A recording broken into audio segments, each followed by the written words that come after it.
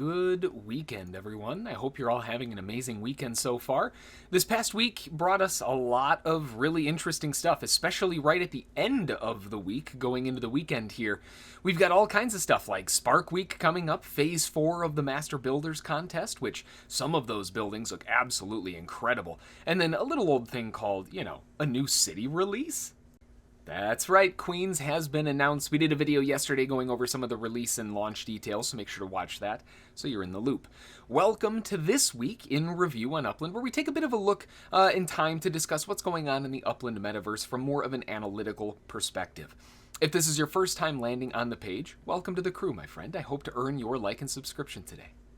How healthy is the UpX economy? How is each sector performing? Which is the best deal and which is the worst? All of the important information that a lot of folks overlook that can be the difference between success and failure.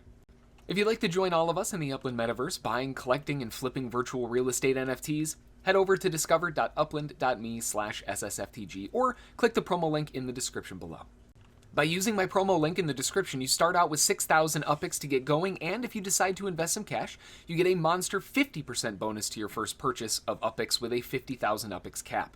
Make sure to check out all of the details at the previous link that we talked about, or head over to ssftg.com/upland. All right, so with all the fun stuff out of the way, let's get a look at what has happened over this past week. Obviously, first off, on April 5th, we had the Master Builders Contest Phase 4. There was a couple issues with the links, so it took a couple extra days for us to be able to actually vote on them. If you haven't yet, make sure to get in there because there was a little bit of a delay, and that's going to be open until tomorrow at 11:59 Pacific Standard. So make sure to get those votes in. Some of these buildings are so cool looking. You gotta check these things out. If you've been waiting for Spark Week to get your level up rewards, or if you've just been waiting for Spark Week to pick up some Spark with the ridiculous ROI that it can bring, it's right around the corner. Spark Week begins on Monday, April 11th, and it goes until April 18th, all the way through. So definitely a really, really important time to consider if you've been waiting for leveling up or anything else like that. When you do level up, you get from Visitor to Uplander 0.06 Spark, Uplander to Pro 0.12, Pro to Director 0.6, Director to Executive 1.2, and Executive to Chief Executive 2.4. Those values we've talked about before. I've done videos on Spark leveling up and all of that. They have a lot of value in them if you've been waiting. This is why people wait for these weeks. Now, within this Spark Week update, there was actually kind of a couple sneaky little extra updates in there that we definitely need to take a look at. So first off, changes to Spark distribution. And actually, I won't zoom in because then you won't be able to see it. But to ensure the proper distribution of rewards and limit fraudulent activity, the Upland team will be reviewing all instances of players who leveled up at the conclusion of Spark Week. Once the review has been completed, players will be notified by email and they will be awarded their Spark accordingly. So just keep in mind that if you're going to be leveling up during this week, it will require a manual review, and boy, that's going to take a while. Talk about a big feat they're going to be taking on there. This means that Spark will no longer be automatically rewarded upon level up, and it will only be dropped at the end of status up Spark reward period. So just make sure that you know that difference. Along with that, there was an update to Alcatraz inside of here. Oops, I keep wanting to zoom in, but then you won't be able to see it. Upland strives to create a metaverse for all players to enjoy. And one of the big things that a lot of people have had questions on are, well, people are in Alcatraz. Why can I buy from them? Why can they sell anything, right? What is happening? From now on, players in Alcatraz can no longer mint, buy, or sell properties, earn or stake Spark, or even start construction. They are on full-out lockdown, which makes sense. On the Spark sale, the registration begins Monday, April the 11th at 8 o'clock Pacific Standard Time, and that will be for the sale on the 12th at 9 Pacific Standard Time. People who are registered will be selected in batches, so you can purchase your varying tiers. The different tiers of Spark, these are the different prices. Obviously, the smaller the amount of Spark that you buy, the more it's going to cost for a total Spark if you were to add them all together. But it's a nice variation to allow people to buy with $30. It's a nice way in. But if you're looking to buy one full Spark, there's only going to be 75 of them available, and it's $460 for one. Of course, along with Spark Week, we have our boosted Spark Treasure tiers and all of those. Now remember, based on the last Treasure Reward update and everything else, there are a few differences and changes here that you need to make sure of. So make sure to take a look at the list here and understand the differences now with all of the different city tiers. Really nice way that they broke down the graphics. I think it makes it incredibly easy to understand, but just make sure that you understand what city you're hunting in so that you don't get surprised. And then, of course, Queens is here, or well, not quite yet, but Queens will be here next week. Very, very soon to drop on this one. I did a video that goes over the full announcement and everything else yesterday, so make sure to watch that video back if you missed all of that. But basically, something that we have to keep in mind, Queens is right around the corner. We've got a new place that's coming in with, I think, 12 to 16 different, 16 to 22 different collections. And FSA allocation of 20%. This is going to be the final hub of New York. This is going to be the final bit, the final push, if you will, on the last borough of New York to kind of finish things off. And this one should be pretty interesting. I'm going to be trying to record the collections and all of the forecasts and everything else over the coming days here to try to get that launched on maybe Monday or Tuesday. The release, of course, is going to be on Wednesday, so hopefully we'll have the boundaries and everything before then. I know I had to kind of blitz one of the collection videos out for Detroit because we didn't have the boundaries for quite a while. Fingers crossed we get them a bit sooner this time. And then on over to the nerdy bits, my favorite part, the Upland market analytics. And looking at the overall marketplace analytics here, last week's volume is 3.637 billion. This week we've got 3.357 billion. That's a change of a negative 7.698%. Now we can see the kind of constriction going on here with the market sort of winding itself together. And I think a lot of people have been kind of waiting like, okay, you know, what's happening here? We're constricting, the market's kind of going sideways. We haven't heard any announcements outside of M Motors, and now we've got Queens, right? So I think we can know what to expect next. It's the same thing that happened over here. These are the different city launches over here. So these are, you know, kind of the anticipation of what to expect next around the corner here, and we've got the constriction. Now we've got the potential breakout. As with any new city release, what do we expect? Well, we have Spark Week on top of the city release, so people are not only going to be dumping their properties for USD because they want to buy Spark, but they're also going to be dumping their properties for UPIX on the lower end of things to try to get UPIX so they can go into the Queens release, because this is going to be a big one, with some liquid, right? They want to be able to hit Queens pretty hard. I mean, look at the rest of New York. So Queens is definitely going to be a big one. I do feel like that's going to be a pretty big pump. Maybe not necessarily as large as Los Angeles, but seeing, I mean, look at what Detroit looked like, you know? So seeing a pretty big uptick going back over even the 4 billion mark wouldn't be a surprise in the least with the release of Queens. I think a lot of people are going to be waiting, trying to sell off, get liquid, get ready. Unminted Properties, last week was 534,515. This week it's 506,034. Pretty nice there. Again, another weekly decrease over 5%. That's a 5.328% decrease in available properties. But now we have the announcement of Queens. That's going to change things.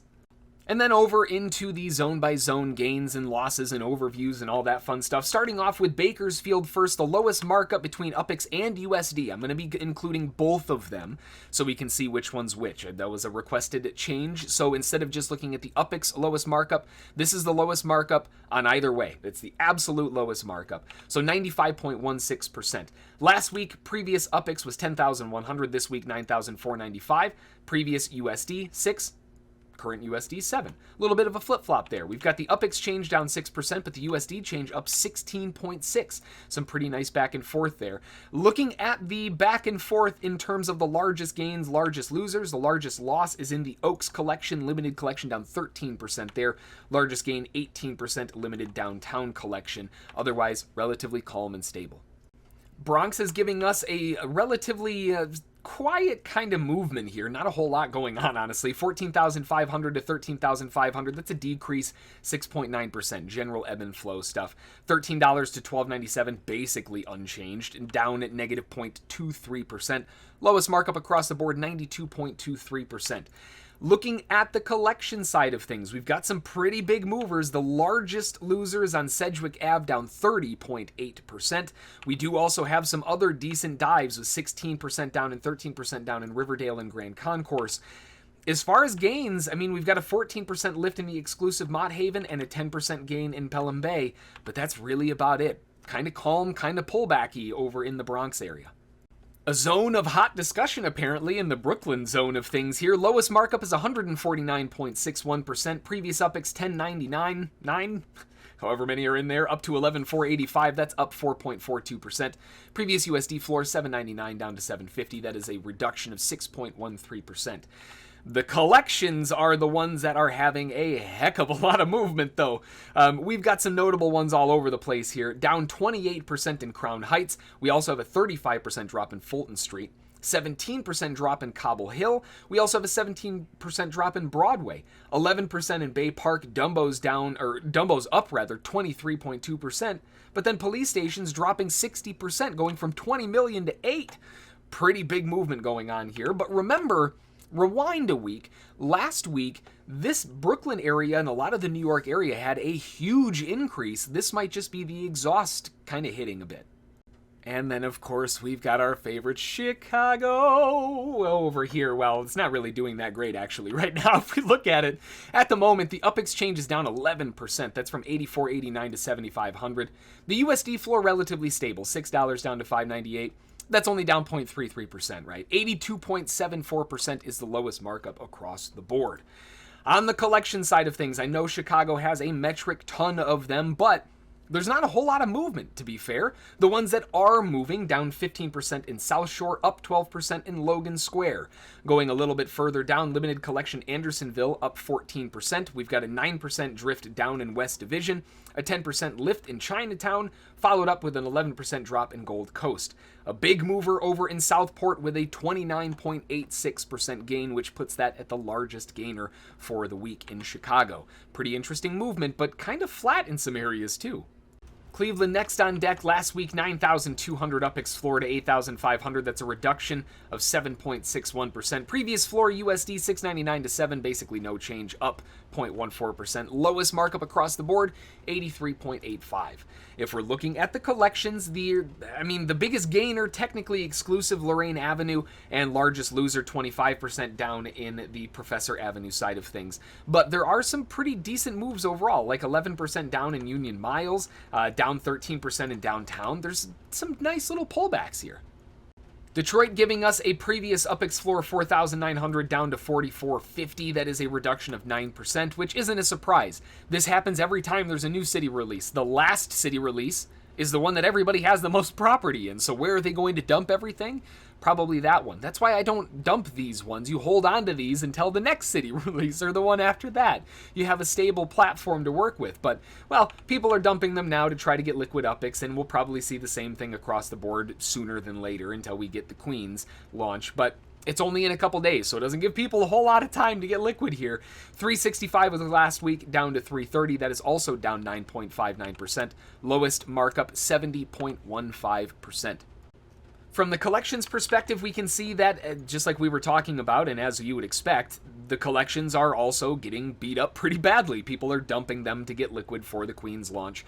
We're down basically across the board. There are some few shining little bits in here. Midtown is up 14%, and we also have, I thought there was another one there. Okay, there's 3 more down at the bottom. Bagley, Harbor Island, and Historic Motor City are the only ones that are really doing well. The rest of them are getting dinged while people get liquid for Queens. Over in the Fresno side of things, 9,968 down to 9,000. That is a decline of 9.71%. The USD floor going from 695 to 685, down 1.44% there. The lowest markup, something to keep in mind, 149.85%, and that's both UPX and USD. So obviously, in the Fresno side of things, even though it is down 9%, 1%, etc., whichever side you're looking on, it still has a relatively stable floor. Looking at the collection side of things, it seems like people know that. We're up 11% in the Van Nesses. It's up 25% almost in Lowell. But we have some of the larger collection pieces, which is usually pretty typical of when we have launches of new cities. They drop the heavy item, the big ticket pieces. Those are down 20% and 27% in Fulton and downtown murals. Kansas City riding the beat-up train, but for the most part, kind of stable, all things considered. The collections are the ones that are getting slammed here. As far as the floor is concerned, 91.90 to 89.98. That's only down 2.09%. Pretty flat there. $6 to $6, unchanged. Lowest markup, 70.05%. Looking at the collections, though, that's where things have a little bit of a different change. Down 8% here in the limited Blue Hills. Otherwise, not really much going on. Up 7% in the exclusive Foxtown East. Then we hit the rares. Down 33% in Grand Boulevard, just to go up 30% in Southwest Boulevard. We've got a little bit of a flip-flop going on over here. Los Angeles giving us a little bit of some interesting movement here, although it's where the majority of, I would assume, properties still have, where people have the most of their properties. The bulk of them are likely still in Los Angeles. The previous UPEX floor is 7420 to 7700. That's actually up 3.77%. And the USD floor going from 5 to 595, up 19%. So even after everything going on here, Los Angeles is saying, that's fine. Let's just keep on going up. Lowest markup, 60.45%, still pretty far down there on the markup side of things. Usually when it dips that far down, it picks up pretty quickly. As far as the collection side of things, I can't even fit it on the screen. There we go. The collection side of things, we've got a lot of back and forth going on, down 14% in Echo Park. I am missing that collection. I might have to pick some up here relatively soon. I didn't realize that. Down 12% over here in the Limited Hollywoods, another one that I might have to pick up. We've got up 11% and down 11% back and forth in Chavoy Hills and Larchmont. I think I said that properly. We also have a decline of 10% down in Bel Air. And going a little bit further down, 11% down in both the Sunset Boulevard and Melrose Ave. We have a 16% and 32% increase in Wilshire and Franklin, and a 21% decline in Scenes of LA. We've got a lot of back and forth going on, but honestly, from the floor's perspective, LA is looking pretty good. Manhattan, the other one that's in the limelight lately, or, well, the spotlight, I guess, it might be a better way. 129,000 last week, 132,249 this week. That's an increase of 1.73%. The USD floor going from 99 to 95, declining 4.04% there. The lowest markup, 215.87%. On the collection side of things, though, we've got some interesting ones. One that obviously stands out is going to be this one on Last Act, going from 6 million to 100 million. That's up 1,500%. That's basically on sale to off sale, right? Someone bought the sale, and now it's gone. Aside from that, we do have a 23% decline over in the financial district, and, well, let's see, 40% increase in the Upper East Side. Otherwise, it's relatively kind of stable, going up and down 5%, 7%, 11%, nothing much, but there are some definite notable ones, that's for sure. Nashville is another one that's giving us an UPEX USD back and forth here, 99.77 last week to 92.98, down 6.81%, but the USD floor 6.98 up to 7.20, up 3.15%. Lowest markup, 64.52%. If we look at the collections, though, man, there are some big churns going on here. Down 13% in West Nashville, 11% in Priest Lake. A little bit further down, up 11% in downtown, up 10% in Woodland. And then just, casually up 55% in Woodmont Boulevard. Jeez, oh Pete's. 17% in Broadway, down 47% in live music venues, and down 12% in Jackson Boulevard. A whole lot of back and forth going on over here in Nashville.